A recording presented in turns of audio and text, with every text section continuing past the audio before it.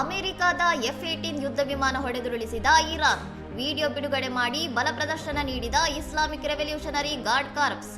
Iran ಸರ್ಕಾರದ ಮಾಧ್ಯಮ ಸಂಸ್ಥೆ ಪ್ರೆಸ್ ಟಿವಿ ಅಮೆರಿಕದ F-18 ಯುದ್ಧ ವಿಮಾನವನ್ನು ಗುರಿಯಾಗಿಸಿಕೊಂಡು ಯಶಸ್ವಿಯಾಗಿ ಧ್ವಂಸಗೊಳಿಸಿರುವ ವಿಡಿಯೋವನ್ನು ಸಾಮಾಜಿಕ ಜಾಲತಾಣಗಳಲ್ಲಿ ಹಂಚಿಕೊಂಡಿದೆ.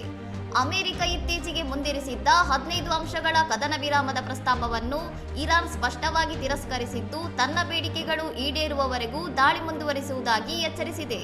ಯುದ್ಧ ನಿಲ್ಲಿಸುವ ನಿರ್ಧಾರವನ್ನು ಡೊನಾಲ್ಡ್ ಟ್ರಂಪ್ ತೆಗೆದುಕೊಳ್ಳುವ ಸಮಯದಲ್ಲಿ ಅಲ್ಲ, ಬದಲಾಗಿ ಇರಾನ್ ತನ್ನದೇ ಆದ ನಿರ್ಧಾರದ ಮೇಲೆ ಘೋಷಿಸುತ್ತದೆ ಎಂದು ಹಿರಿಯ ಅಧಿಕಾರಿಯೊಬ್ಬರು ಖಡಕ್ ಆಗಿ ಹೇಳಿದ್ದಾರೆ.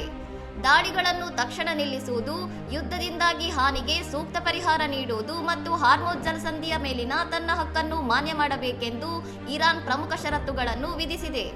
ಇರಾನ್ ಮತ್ತು ಅಮೆರಿಕ ನಡುವಿನ ಈ ನೇರ ಸಂಘರ್ಷವು ಜಾಗತಿಕ ಮಟ್ಟದಲ್ಲಿ ಆತಂಕ ಸೃಷ್ಟಿಸಿದ್ದು, ಮಧ್ಯಪ್ರಾಚ್ಯದಲ್ಲಿ ಪರಿಸ್ಥಿತಿ ಕೈಮೀರಿ ಹೋಗುವ ಲಕ್ಷಣಗಳು ಕಾಣಿಸುತ್ತಿವೆ. ಇನ್ನಷ್ಟು ಸುದ್ದಿಗಳಿಗಾಗಿ ನೋಡ್ತಾ ಇರಿ ಸೌರಂ ಟಿವಿ.